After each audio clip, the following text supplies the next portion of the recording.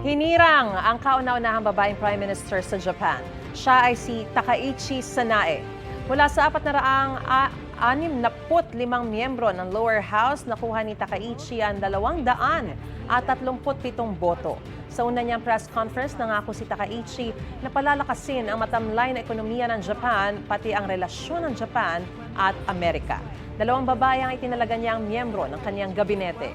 Si Takaichi ay hardline conservative at dating Economic Security at Interior Minister. Siya ang 104th Prime Minister ng Japan. Pinalitan niya ang nag-resign na kapartido na si Ishiba Shigeru.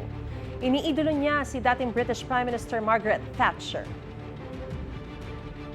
Gusto mo bang mauna sa mga balita?